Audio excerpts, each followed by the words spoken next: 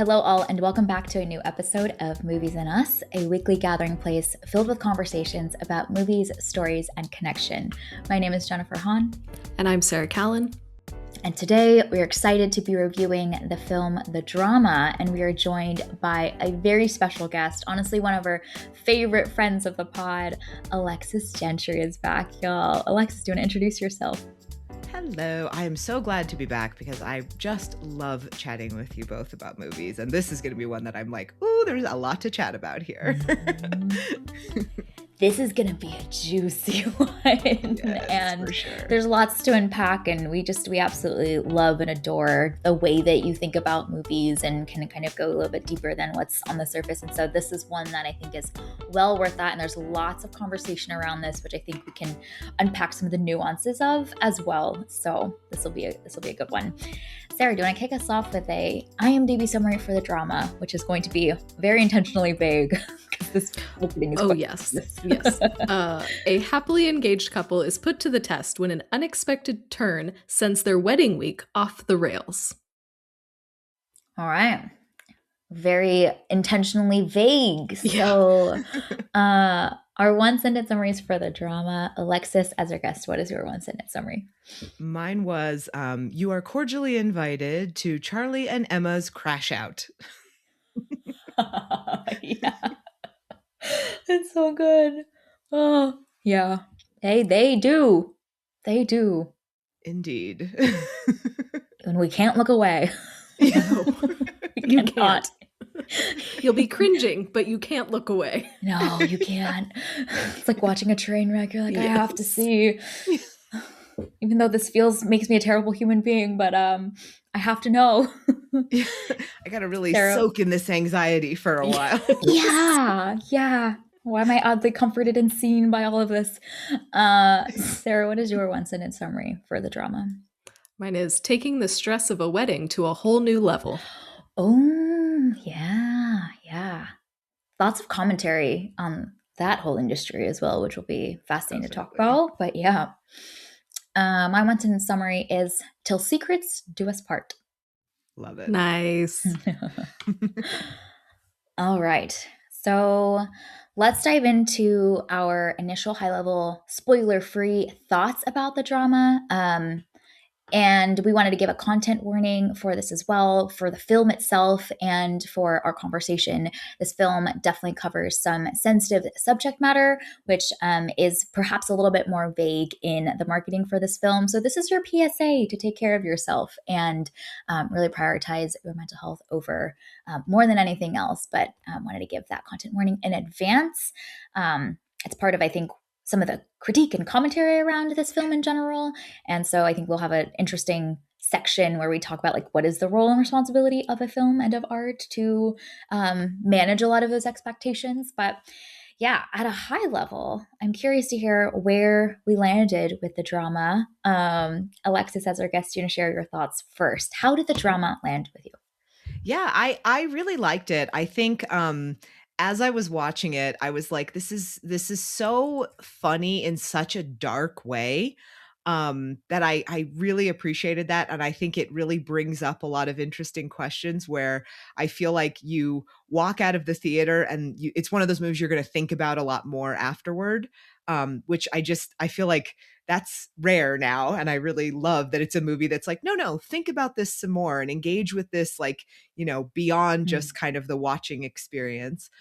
So I love that. I think Zendaya's performance and Robert Pattinson's performance, both excellent. I just found Robert Pattinson, I'm loving that he's in such a weird phase of just playing weird dudes because God, he's so good at it.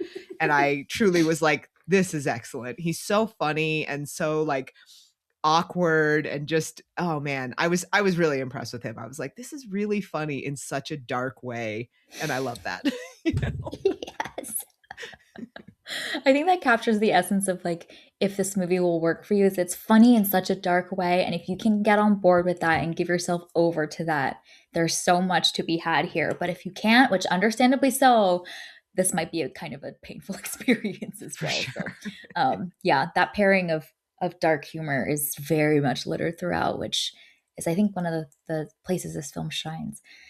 Sarah, what are your thoughts about The Drama? How did this land with you? Yeah, I mean, same as Alexis. You hit like all the points that I was planning to say in my opening. So like ditto. The only thing that maybe I'll add is I love the technical components of this as Yeah. well. I think that the way that music is used in this is really interesting, and then also the sound editing and the sound design is very fascinating, and just like the editing of the film itself is really interesting. So on a technical level, it is also just really fun to experience in a theater if you are able to. Like, Yeah. this is one you want to go see in a theater, preferably with a crowd who also enjoys that dark humor. But yeah, this was a great experience. I've been thinking about it for the past couple of days, and yeah, I had a really good time with this one as well. Yeah, the crowd Hmm. experience certainly enhances things quite a bit.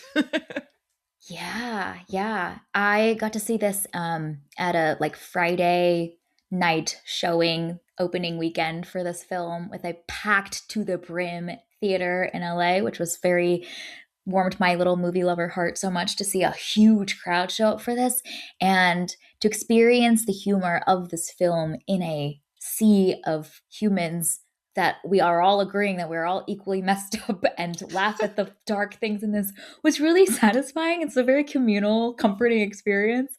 The drama really worked for me. I was so impressed by this film. I think it's a rare type of filmmaking that really trusts the audience wholly and fully and is doing some really incredibly smart and clever filmmaking, which is just really satisfying to see. It's tackling some difficult, complicated, nuanced subject matter. And doing it in a way that invites us to engage with it, I think. And so, even a lot of the conversation around this film right now is still the invitation to engage with these things and revealing the truths about the state of our country at this moment in time, while also still having a lot to say around the like rom-com love romantic relationship and truly like how unconditional is love and how much will we commit to those things is like these really complicated moral gray areas, which I love me some gray morality that's explored in a film. So this worked for me on like every level, and I'm so pleased to see that people are engaging with it. Even if they don't love it, like people are going out to see this film, which is like really exciting to see original, fresh, smart filmmaking be engaged with in some meaningful way. So this is giving me a lot of hope for movies. Fully agree. Yeah, I'm glad you mentioned the marketing a little bit because I think that's a big part of it too. Is I kept thinking of like Materialists, where it's like how it's being marketed and what the movie actually is feel like very different things. So I think you're getting some people who like watch the trailer and they're like, "Ooh, intriguing! Something's going on here. Can't wait to find out what." And you get some people who watch the trailer and they're like, "Oh, cool, a rom com with Robert Pattinson and Zendaya," and you're like, "Oh, this is going to be a very interesting experience for you." Mm-hmm. Yeah. And I think the marketing, we'll talk about the moral implications of the marketing, but irrespective of that, I think it's incredibly like genius design to even have this idea of playing with expectations because traditionally we think about a trailer selling to you a comfortable idea of a type of film that you know you want to see, and I love that this film is playing with our expectations and it does that throughout the whole film, which is subverting what you think that it's going to do. And the film is confident and bold enough to say, yeah, I'm not going to give you what you want and what you expect. And you're going to have to sit with the discomfort of that. In every cat, you'll either love the discomfort and the surprise or you'll be mad about it, but you will feel something. And isn't that worth the most right now in kind of a sea and a time and a landscape of a lot of like nostalgic, feel good filmmaking that's, being seen by most of the masses? I think this is a fascinating choice. All right. So, gosh, it's hard to talk about the drama without talking about some of the plot points. We don't want to spoil this film. So, if you don't want to know what happens, which I think this is a film, as we mentioned, is best going in as blind as you can, don't listen to the rest of our conversation. But we're going to enter spoiler territory now for the drama. So, this is your spoiler alert. Okay, let's dive in now that we have full freedom and reign to talk about anything we want. Curious, what were some of the choices in the drama that really stood out to you, either impressive moments or kind of from a story and plot perspective that you found yourself mulling on in the days after. Yeah, I really loved sort of the scene with the reveal, because I think the sort of way that that shifts, the tone kind of shifts upon her reveal. Whereas I'm listening to everybody going around and I'm like, that's awful, for like each of their confessions. And then they get to her confession and they're like, this is awful. And everyone's clutching their pearls. And I'm like, all of your things that you said are objectively worse, like way worse than what she did. But it's like, they just completely vilify her. And I thought that was really, I could see where some people are like, the movie almost conditions you to be like, well, everyone thinks she's bad, so you think she's bad. And then it challenges you later to be like, but is she really bad? And I don't know Mhm. necessarily that every audience is like up for that challenge, or like to try to empathize or even just kind of understand that. But I love that so many people, just even from conversations I'm seeing online, are like, I really thought about that. And that whole thing rubbed me the wrong way because everybody was worse. I'm like, yes, everybody was worse, So, Mhm. Mhm. I also love the way that that whole scene is shot, because with the first few confessions, it's a wide shot and you can see both of the characters. And then you can even see the backs of Robert Pattinson and Zendaya. And then when we get to Emma's reveal, it's this close in shot on her face. And everybody's reaction is a close in shot of their face. And so even like stylistically, you feel that shift. And it's gone from this like fun collective experience of these friends like getting to know each other and sharing each other, to almost this like accusation or this like inquisition of like, what did you do, this is the worst thing. So I love the way that the cinematography complemented what we're seeing from the characters on the screen. And then because that's how we're experiencing that confession, we feel those things too. Like we feel the attack that she is experiencing from her friends as they're turning on her. So I thought that was like, on a technical level, absolutely brilliant to stage it that way and really like feel us sitting in the room with these characters. And I was also thinking a lot throughout the film how perfectly designed, squarely in the moral gray area, each of their reveals are, which is kind of a difficult task because the writers really have to anticipate the perceived judgment from the audience to tune that to be perfectly where it needs to be, and playing with many of the variables. So I think later on in the film, Robert Pattinson's character kind of challenges Rachel's character by saying, but you actually did that thing that is maybe on paper not as bad, but you actually did it, whereas she just thought about something that was much worse, but she didn't go through with it. And how do you judge which is worse or not, which makes you a bad person or not? And that kind of moral playing of all of the gray variables we have is quite an impressive feat, because teetering too closely on it's not that bad, or actually that's really quite terrible, completely diffuses what this film's like central tension is, which is it bad enough or is it not? And that needs to perfectly teeter at that balance point without being too much on one end or the other. And how difficult it is to write that well, I think, is quite a fascinating challenge. It's almost the looming potential of worse being the thing that allows everybody around her to spiral, because gosh, is she capable of that or not? But she hasn't done anything, and having to sit with that tension. yeah, I thought the kind of questions that it asks about like how well you know someone and how much you should share with someone, like, I don't know if you all have had this, but a lot of the time when you work in like different organizations, they'll be like, we want you to bring your full authentic self to work, and we want you to, and you get a lot of that corporate, like, it's basically just, we want you to feel comfortable at work, but it comes off as very like, well, you better share with all of us and you better really open up to all of us. And you're like, I'm at work. I don't need to be 100% of my authentic self at work. Like, I'm good. I'm good with being my professional self that appears at work, and I think about that with this a lot, where it's like they kind of like bait her into thinking, oh, this is a safe space and we're all your friends and we all love you. And then when she's kind of like, okay, let me reveal sort of the crust of who I am, then suddenly it all shifts and it's like, I don't know if you've all experienced that, but I've definitely experienced where you kind of trust someone and have the rug pulled out from under you of like, oh, wait, you led me to believe that it was okay to be, to reveal these things or to show you like darker sides or whatever. And now I'm very clear that that was not okay. And so let's not even pretend at this point. Don't bait me into it. Don't create a false sort of sense of safety. Like, I'd rather just keep you at arm's length if that's where you want to be. Zendaya's character does the thing we fear most as a human being, which is to bare her soul in the most vulnerable way and show all of the ugliest sides of herself. And I think that's also why we maybe like are able to buy into her character even while we go on this complicated journey with her, because she is brave and she is honest and she chooses to continuously be honest with Robert Pattinson's character throughout the rest of the film. When he asks her, did you plan on going ever telling me? And she was like, honestly, maybe not. I'm like, gosh, that's so brutally honest.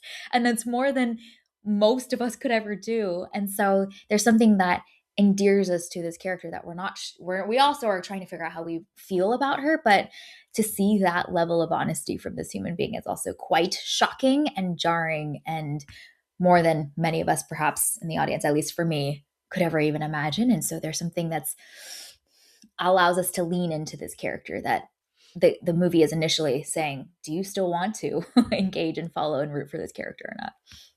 Yeah, there's an interesting like maturity to her character versus the other characters. Like, I think when we meet him and he's talking about their meet cute and he's talking about these things, and it's very like rom-com coded. Like, it's like, oh, isn't that adorable? Oh, look at their perfect relationship.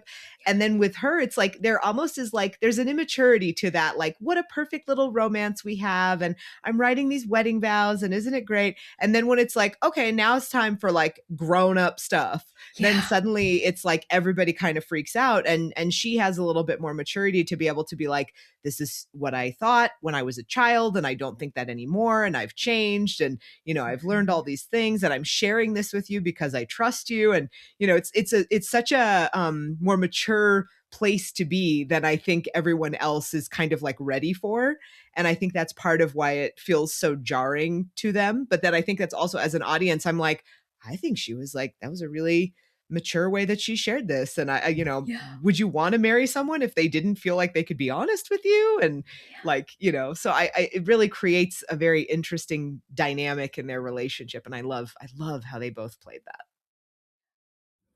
And I appreciate that this is, I don't know, it feels like such a like millennial American story. Like I I remember the Columbine shootings. I still very clearly remember that from my childhood. And so like growing up in a country that is like plagued by mass shootings, by school shootings, that moment when Charlie is kind of like defending her and is talking about, like X number of shootings happen.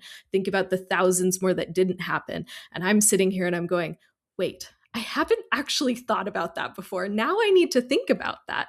And just even wrestling with this idea myself of like, if I were in that room and I heard, a friend or a loved one say that, like, how would I react? What would my follow-up questions need to be? Would I crash out too? Or would I be able to handle that slightly more graciously? So I love how this film was able to take all of that and just be like, here, think about the things that you want to think about from this. And there's so much to chew on that just feels so timely and so like relevant for where we are in America, but to do it in a darkly funny, entertaining way. So it's a fun movie to watch, but there's also so much meat here to chew on that I loved that combination.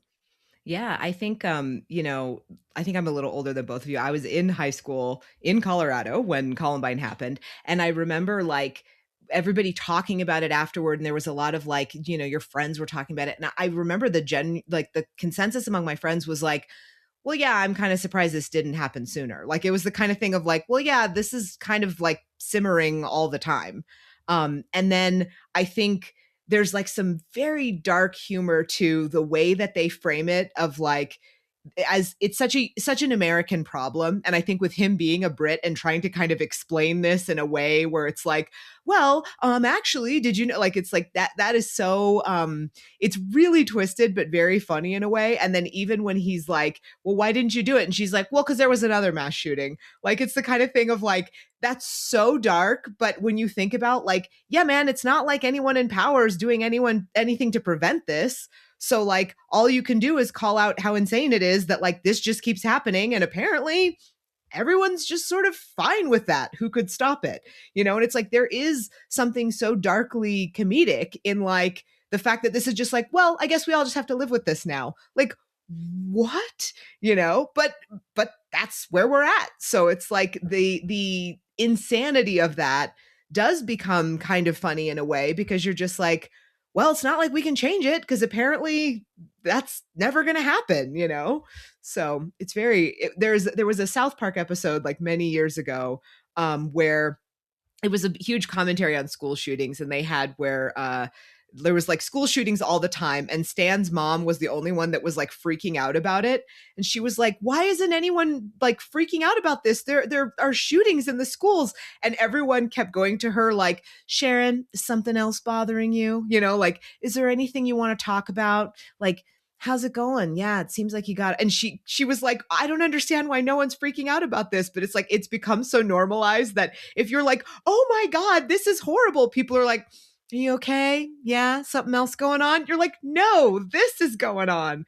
You know, so it's like it felt very kind of in that tone of like the absolute absurdity of how much this is now normalized is the joke in a lot of ways. And it's like it should be the joke. That's really biting, but it also says a lot about like what we've just allowed, you know, as a society. So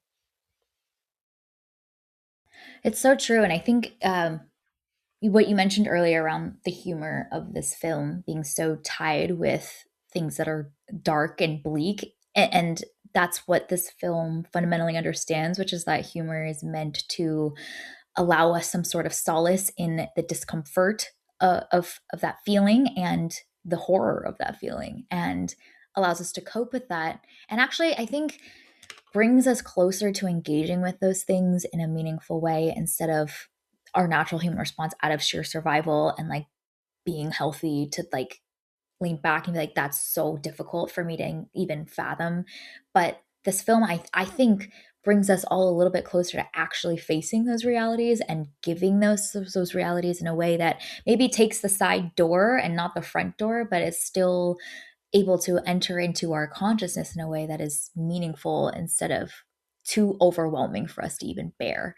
So I think that's a fascinating part of this. And the other aspect that I thought was really interesting about this film is how it seems to try to help us understand some of the forces for a young person that are at play that even bring them to a headspace of even contemplating or having the idea of that the way that Emma's character does. So that isolation, the bullying, which I thought was fascinating. The film never explores it more, but Robert Pattinson's character cyber bullied a kid to move away, which they never address. But I'm like, he is on the side of that kind of oppressive force that caused her to be in that headspace. But I love that the film doesn't address that. It's just kind of woven in there.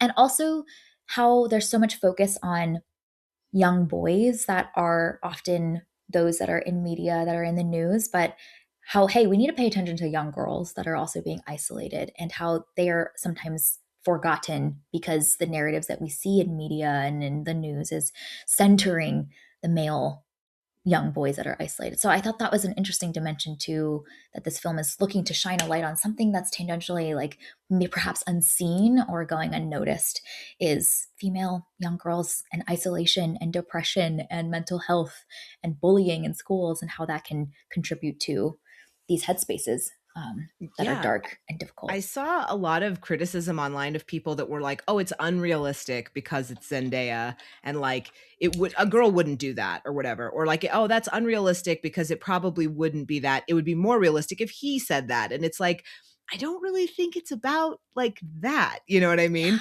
I think like the thing that it is less important than sort of the aftershocks of that situation. And I Mm-hmm. also think it's really interesting too, because it's like, I think in a way, like a mass shooting creates many victims, and it's almost like it's not personal, whereas like it just becomes, it's like a news item. So it's like it becomes this thing where like Yeah. the action is so divorced from the impact because it's a news story, it's a statistic, it's whatever, versus when there's like an individual victim, like with literally everyone else's confession, where you're like, Mm, okay, but like each one of these people had like their lives actually impacted by this, and hers is like a theoretical thing that never actually even happened. It's like a hypothetical crime.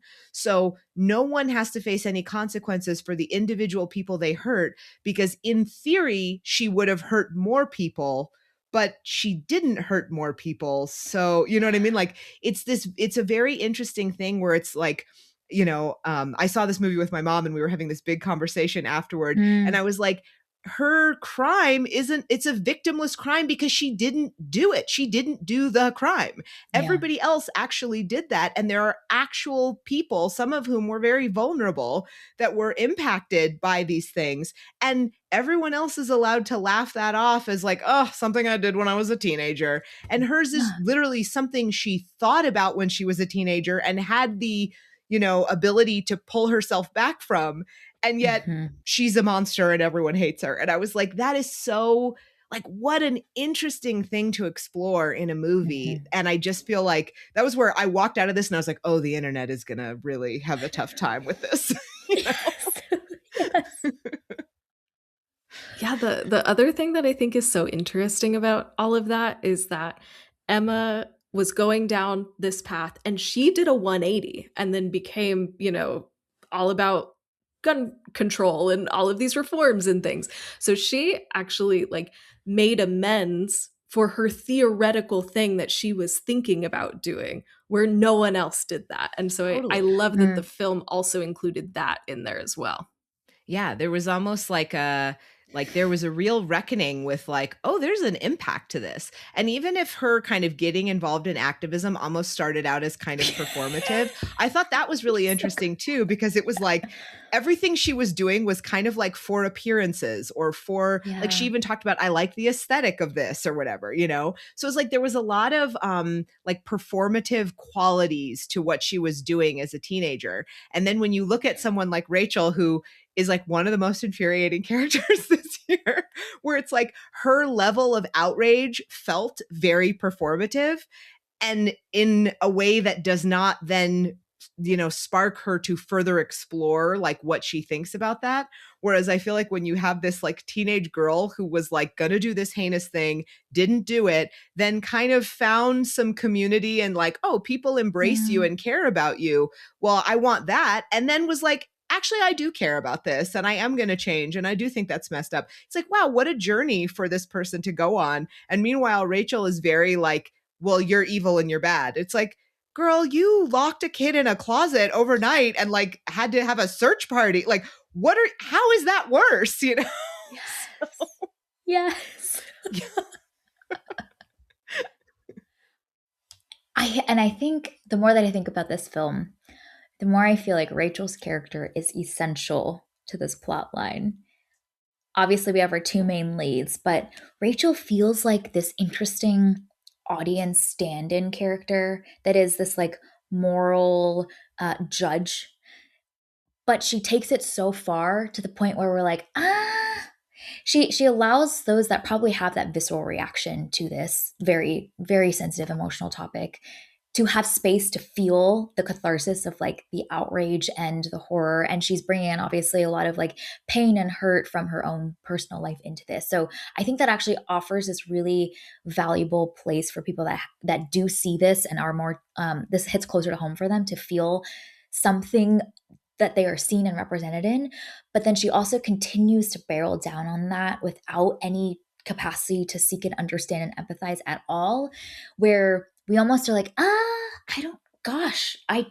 don't want to be like that character ever, because there's no desire to understand.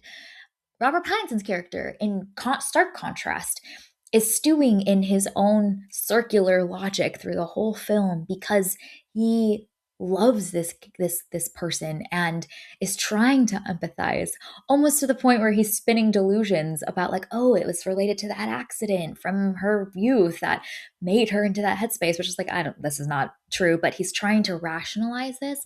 But I think what endears us about this character that is also very flawed is that he's continually putting the effort to try and understand all of the failed attempts along the way, and the paranoia and the anxiety notwithstanding, he is trying to empathize. And I think, gosh, we can't help but root for that as well in this character that's very flawed. So both Zendaya's character and Robert Pattinson's character have so many difficulties for, like, mental knots and emotional knots for us to unpack with them, but also these very endearing, like the best of human hearts that are being on display too, that allow us to go on their journey with them as well, even when he makes mistakes that he does. And I think it's really interesting too within the context of like wedding planning, because I feel like that is it's like, again, the sort of performative aspect. Like weddings Yeah. are such a weird performance that you have to do. And it's like, oh, like do a tearful speech where you talk about how much you mean to each other, or oh, do this big like ceremonial thing. And I love when they show him like revising his speech, and he has all these things about like she's the most lovely empathetic person, and he's like delete, like I think that's so interesting as well, to have like a wedding is such a fake event, but you Mm-hmm. have to do all this stuff, and it's just this sort of societal requirement. And it's like, meanwhile, like you two really need to like sit and chat about all this rather than like getting ready for a big performance that you have to do. And for everything to sort of explode at the wedding, like feels very fitting, where you're like, yeah, because like this is when the cracks in the facade are the most visible. It's like, this is a big performance, and like y'all are not ready for this performance at this time, Yeah. And I love that, like, each time they start to talk, they're interrupted by a wedding thing that they have to do. Like the day Oh, Lord. after she's finally up and in her like hungover state trying to talk about this, and then they have to go to the photographer. Like, it's so funny the way that the wedding stuff is inserted in the midst of them trying to have that conversation, and the wedding just keeps getting in the way. So the way that this film takes the rom-com structure and all of the rom-com pieces and then kind of flips it on its head to almost being like an impediment to the real stuff that they're trying to do in their Mm. relationship, I thought was really brilliant. Completely agree. Yeah, this is like the most anti rom com structure ever. Um, and to your point earlier, Alexis, it is the bursting of the bubble of the fantasy that Robert Pattinson's character has about how this would all look and feel. Um, every time they're arriving at their dance lesson, the photo shoot, the practice photo shoot, it is like, this is supposed to feel a certain way, and why is it not feeling this way? And uh, I would argue that the way that this film ends is a testament to like the ultimate act of sacrificial love and empathetic love and unconditional love, which is to try to continue to build and love the whole of a person for all of their most ugly, terrible parts of themselves. And that reaching out to that person that you could walk away from and choose to abandon, but you're still here for, is like the purest form of love. So, ironically, we have to like traverse through this like rom-com world, the twisted, weird rom-com world, to get to the true, mature way that love is actually depicted, which Yeah, is totally. tearfully trying to reconcile. Yeah, it's like, okay, you're both like at absolute rock bottom, but you both still want to choose to be with each other. And like, that's way more romantic than like all the fancy venues and dresses and, Mhm. dance lessons. It's like the idea that both of you are just like a complete mess, and it's like basically the worst day of your lives, but you'd still be like, yeah, but I'd rather still be with you. It's like, that's really sweet. It's romantic. I like to joke that Casablanca is like the ultimate love story, even though they don't end up together at all, because it is like self-sacrificing love, and the drama is perhaps the most romantic like story about a wedding ever. For the wedding that doesn't happen. Yeah, for sure. Yeah. I also love that they end up at the diner together with like jackets covering suit and dress. And so I think that that's also, again, like an interesting visual nod of like they're still in their wedding stuff, but they're back to being like normal regular people too. I don't know, the because weddings are so performative and you have to look a certain way and everything, and then when they come together here they both look a mess, understandably so, but that is where they reconcile and do their do-over again, which that's another like recurring piece that I really appreciated about this film is her willingness to let's let's try that again, let's do a do-over. And I just thought that that was a really fun and inventive way to get to know this character a little bit more and kind of how she sees the world and see that empathy on display too that he Mm. rudely deletes from his speech. I'm so glad we did not get more from this ending. They they cut it at the perfect time. They didn't lean too much into sentimentality. This film is pretty much devoid of sentimentality for like the entire runtime except for the last 3 minutes. And I just remember watching that ending being like, cut it, cut it, cut it. Don't give us more. And they cut it and the credits rolled and I went, yes. Yeah, it's like I Yes. don't need like a epilogue to this. Like, just I want No. to be like, okay, they're in the diner, we're good. Yes. Like, story's over. You know. And there's not this like tearful confession, none of that. It's this, once again, the film trusts us as the audience to know that her doing the do over is her way to try again. And there's so much forgiveness, reconciliation, and the hope of that. And they're going to walk through all of it after this. But we don't need to see that because this is the catharsis that we needed and nothing more. I just really, the restraint and the understanding of exactly what we needed in that moment without doing too much was really appreciated. So I was thrilled to see the ending credits pop up on screen when they cut it at just the right time. For sure. And So also good. shout out to the replacement wedding DJ because what an incredible, what a like, I do this like video series about actors who steal the whole movie with a small role. And I saw that and I was like, oh man, I got to write that guy down because it's just like, that is such a bizarre and unhinged performance. And the way that he's like, yeah, you into the gear, you a gearhead, blah, blah, blah. And like, oh my God, I was laughing so hard at that. And that's what I mean about like, there are so many really funny moments in this and it gets so dark, but then there's also just so much humor. And I feel like that's the kind of thing where you're like, this does not feel like any kind of typical film and doesn't really feel like an American film, in that sense either. So I loved the replacement DJ and the entire DJ situation with the previous DJ. It was just like, this is the kind of chaos that you're like, okay, that's like rom-com wedding planning chaos, but with this like insanely dark Dark. stuff going on in the background. And then you have to worry about like a weirdo DJ. And it's just like, that's so, the absurdity of that is so great. You know? And the way we are so tense throughout that whole wedding sequence, and it Yes. hasn't broken yet. And then the cables with the static, my whole theater jumped out of the seats. And then because this film is intelligent and smart, knows exactly what to give us, you just hear the DJ very quietly under his breath, these are not the cables that Yeah. I requested. Just so good. It's such an incredible tension breaking moment because it's so like shocking and you're like, we've had a lot of these kind of like what's in your head versus what's real Yep. moments, and you hear that and you're like, huh, and then you're like, oh my God, like, and it just like, you can't not laugh because it's such tension that gets released in such a ridiculous Yes. way. And then with Yes. him being like, these are not my cables, it's like fantastic. Oh, it's so good. Just a guy dealing with his own drama outside of all the Right. drama.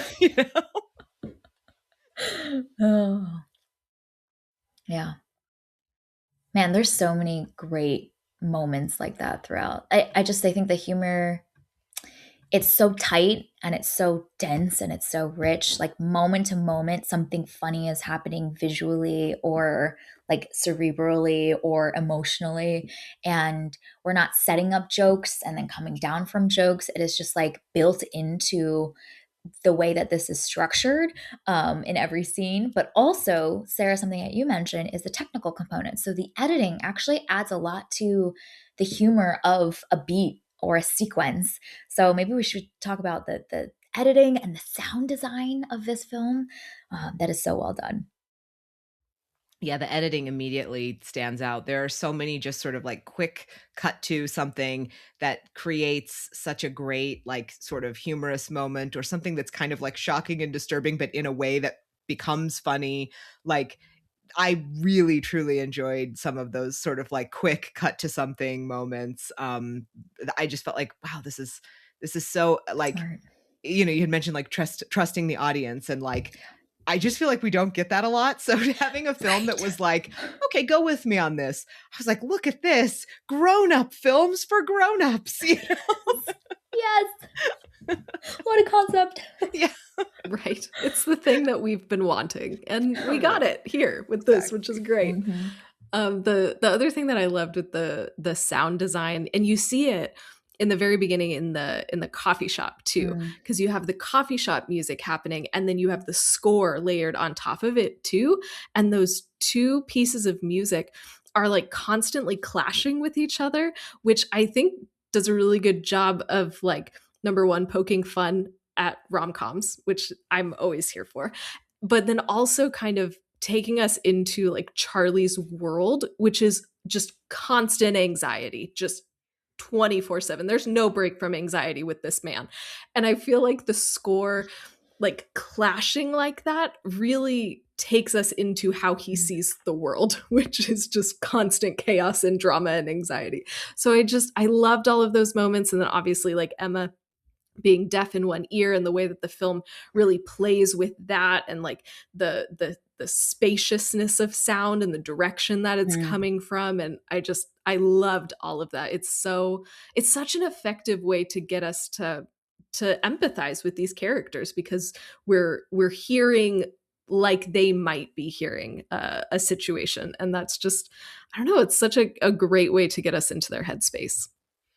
Yeah, so true. It does really play with that kind of rom-com idea of like the meet cute, when you have these kind of clashing sounds, and it's very like Charlie has such a romantic idea of like, oh, it was so sweet and so cute, and it's kind of like, well, it's a little like, did it really work out exactly like that? And that was so great. And I just think Robert Pattinson, Robert Pattinson having a panic attack, but trying to be very like British stiff upper lip and not show that he's having a panic attack. Fabulous. so good. Like Zendaya is delivering on in every aspect, but which I mean, I'm excited to talk about the casting choice for her in this because I think it is like pitch perfect. But what Robert Pattinson is doing with his body throughout this film, I think is so genius and difficult to do. The way he stands, the way he moves, the way his eyes are downcast or anxiously flitting around, like he embodies paranoia and anxiety throughout a lot of this. And it goes from being this quiet anxiety to it's like loud, and it just has to, he's just fidgeting constantly. So just his physical acting throughout this film was so good. So good. Yeah, really, really well Yeah, done. the escalation in that performance is so just well done, where it's like everything kind of just gets out of control, but like in a slow way where you don't notice that it's getting out of control.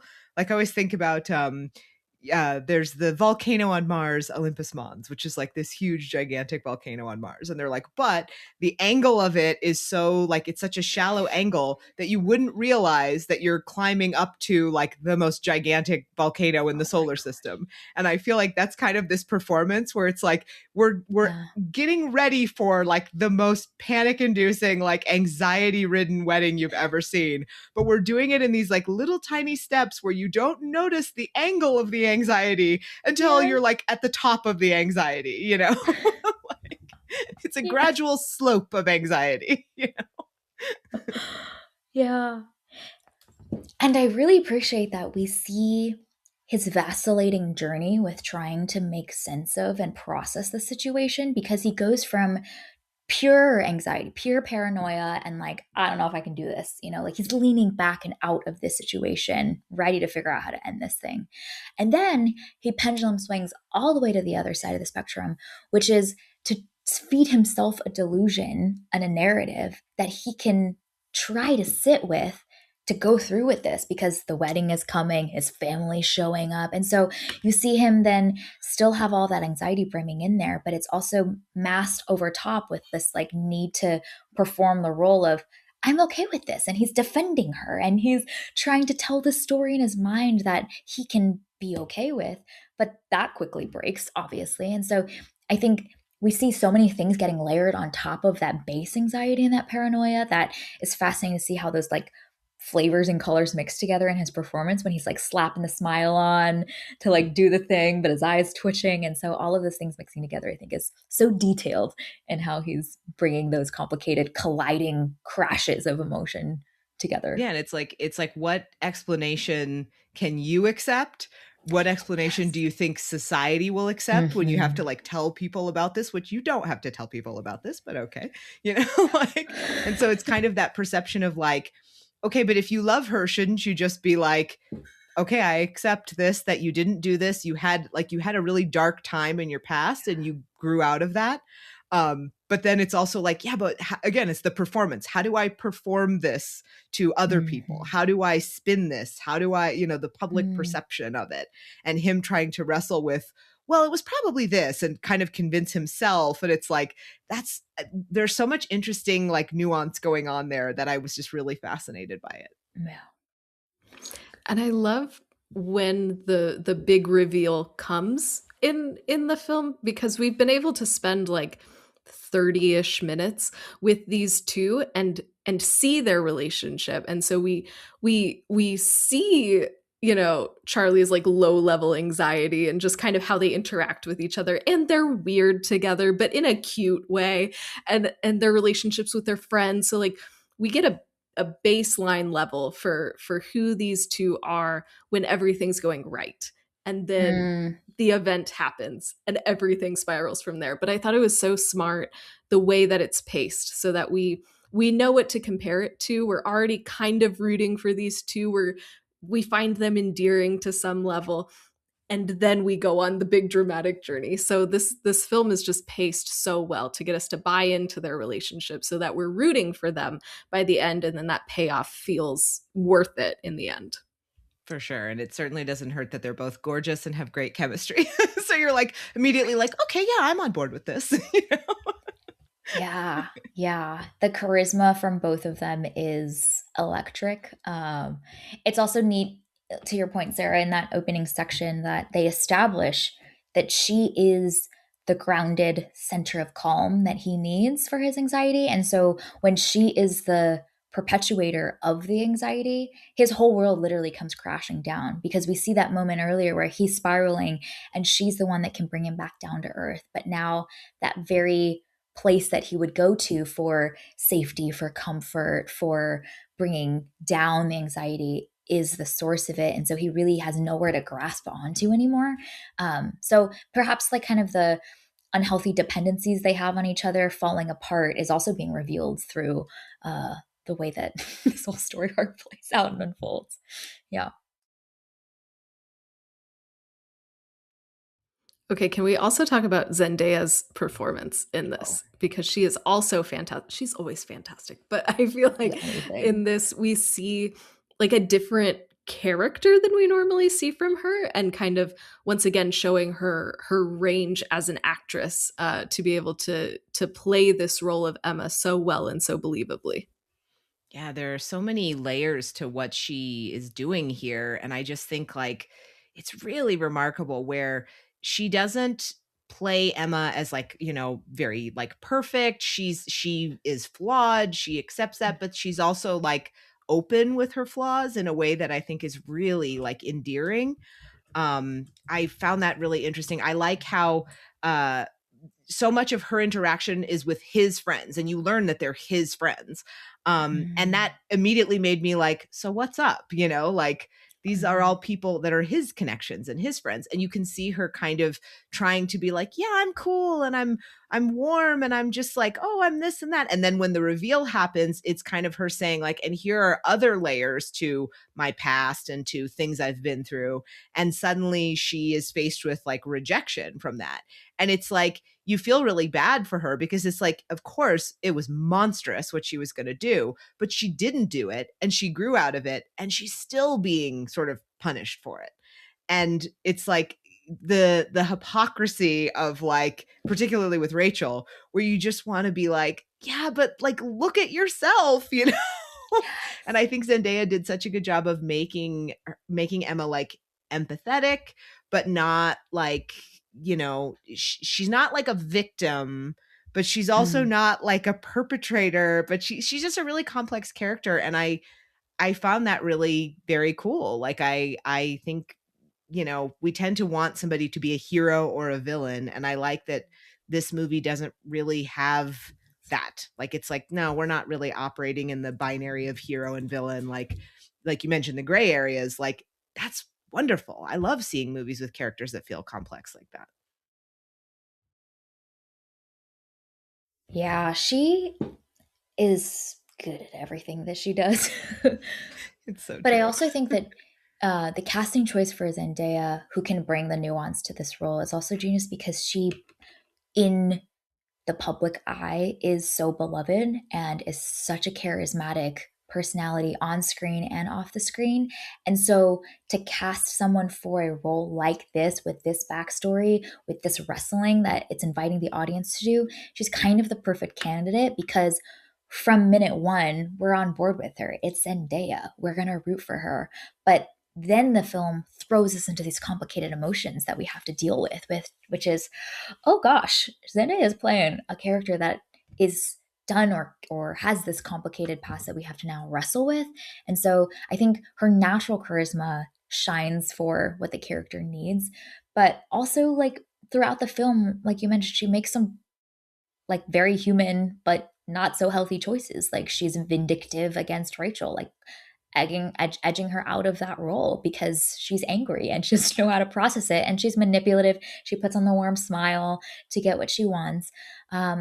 But I think what shines through at the end is her ability to calmly and confidently state her past for what it is, how she has grown, and how she has evolved, which is in stark contrast to basically Robert Pattinson's character inability to process this well and sit with those things. He's kind of running in every direction away from it.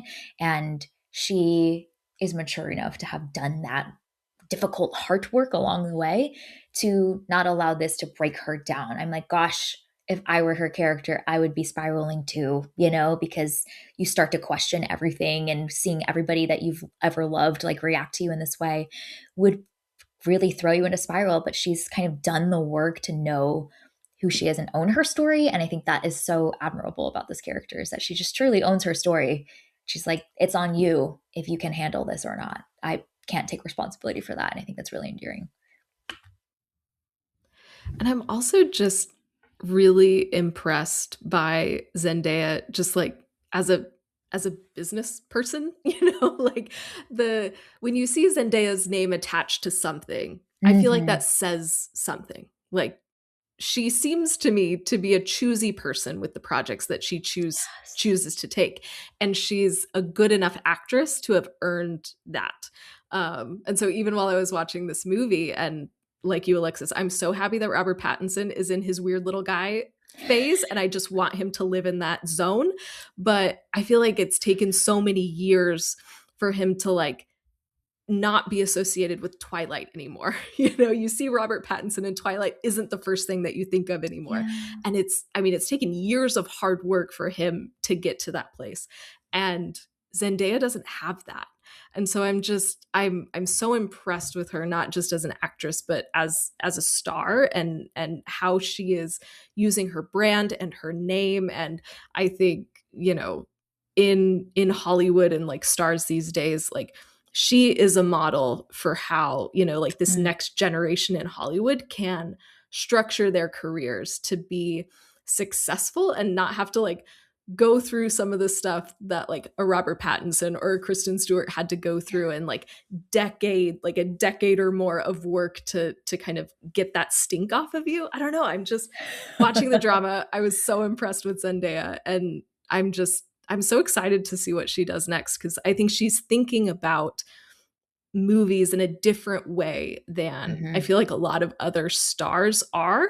And yeah, the fact that she picked this movie and was like, yes, I want my name on this, I think just shows to the quality, but then also what she wants to say and how she wants to use her influence, because she has so much of it. So I'm so Yeah. impressed by her. She's great.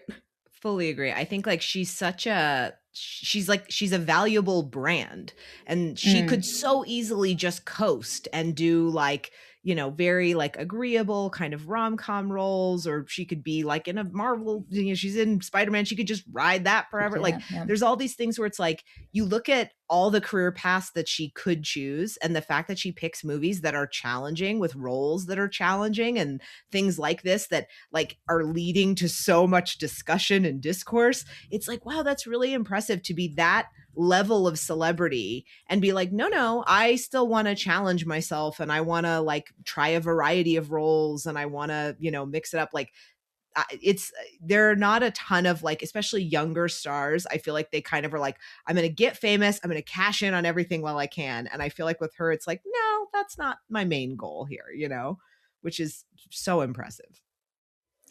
And I'm so grateful for that in her because it definitely allows the marketing and viability and attention on a film just increase, skyrocket with her name attached to it. And so she is using her influence for good for sure. Whenever I was trying to get friends to watch this movie, I'm like, it's a drama with Zendaya and Robert Pattinson, because the director's like this Norwegian dude who's not a household name at all in the US market. Perhaps he will be soon. But gosh, you throw like it's this like dark rom com thing with Zendaya and Robert Pattinson. It's like, oh, okay, I'll get some more interested parties in my orbit that are like, I'll consider it, I'll engage with it. And so just the way that movies used to be marketed with star power leading it is not the formula of today, but there are these few that still can pull an audience into butts and seats into a theater. Yeah, and it's really like it's the trust we have in the kind of performances they pick Yeah. and the kind of roles they pick. It's like, when someone will consistently try to challenge themselves, you're kind of like, "Oh, I'm curious about this." Even if it doesn't work. Like I was not a huge Mickey 17 fan, but I really love that Robert Pattinson was like, "Let me try this." Like wonderful. Yeah, so good. Any other last thoughts, things we want to give shout outs to in the drama before we wrap? Looking through my notes, and I was like, I feel like we've covered most of Most the of the big stuff. things. Yeah, I Shout just, out to that flute. That flute was doing great work. A whole character in this film. I love that they use it, like a smattering of it in the beginning, to create that sense of discomfort and unsettling feeling. Fascinating that Ari Aster is one of the producers on this film. I'm like, that's some Ari Aster type of like, everything is not as it seems, but you Yeah. don't get to know yet type of work that he does in his films. So, really great. The trailer includes that too, but perhaps it's a little bit could be interpreted differently. But in the opening, in that cafe, that flute is like, it's not going to be a good story, let me tell you. Yeah, and a special shout out to all the couples going to this like it's a date movie and getting ready to have very heated debates immediately afterward. Yeah. Very exciting times. I saw somebody Mm-hmm. said like, yeah, I was leaving my theater, and I saw a girl ask her boyfriend, "So what's the worst thing you've ever done?" And I'm like, "Okay, this is going to be really good." I mean, honestly, get it out of the way. Like, Exactly. Right? let's just, yep, get it all out there. Do it Don't Let's go before work delay you've through the that. already drama. picked a Yeah. wedding venue. Right. Let's go work through that at the diner over some pancakes now when we don't Yes. have to go to Exactly. 17 appointments with all of our wedding vendors. Totally. So funny.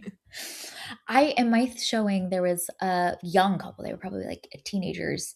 She was wearing a white dress and he was wearing a tux. I think they like dressed up for this to go to the movies. It was Oh, very wow. endearing. And they were like taking photos in front of the movie poster. I wanted to know the whole backstory of how that came to be. Whose idea was it? Why was this for? But I was like, wow, dressing up for the movies. We used to do that back in the 20s. Yeah. It's like, oh, so long ago. So long ago. Yeah. Okay. I think we hit most of the big stuff. I'm excited to see how this continues to drive more attention. I think the first opening weekend, there was a lot of conversation about it. I've mentioned this to people in my life, and they're like, oh, I've seen stuff for that. I'm like, oh, very good. Go watch it. I can't recommend it enough. One of the best things I've seen in a long time. They're like, really? I'm like, yeah, really. Not kidding. Yeah, it actually, like, the fact that there is so much sort of social media conversation about it makes me feel really great, because I'm like, oh, you mean people are going to a movie and seeing the movie, and it's not like a Yes. big explosion movie. It's like a really interesting thing with great acting and like lots of nuance. Like, and then they're going to the internet to talk about it. Like, if this movie accomplishes nothing other than creating a bunch of discussion to where people feel like they have to go see it so they can be part of the discussion, like, well done, movie, because that is not a goal of a lot of films anymore. No. Yes, exactly. Right? And this movie is just like packed with things to think about. This is one of those, I think you mentioned this earlier, Alexis, like there's so much to think about. Like I want to go see this again because I know that there's stuff that I missed the first time, and I usually don't feel that in movies. So the fact that it's just packed to the brim with conversation starters, some hard, some easier, man, yeah, this is a movie to talk about. This is a movie to go see with friends and then talk about it afterwards. Yeah, exactly. I will often like lament and rant to my friends about how like so much of media is just like made for comfort now, which I think is like occupies a certain space, but like should not be all that we are consuming. Like art should challenge us. And I went to see with her. She turns to me after this movie. She goes, "Jen, this is something that challenges us." And I'm like, "Yes, exactly. Like we can have it all. It's entertaining, it's challenging, but that ending." There's comfort in that too. There's catharsis, and so we can have it all. And so I turned to her. I was like, these are the movies we deserve." There's just like a whole thing.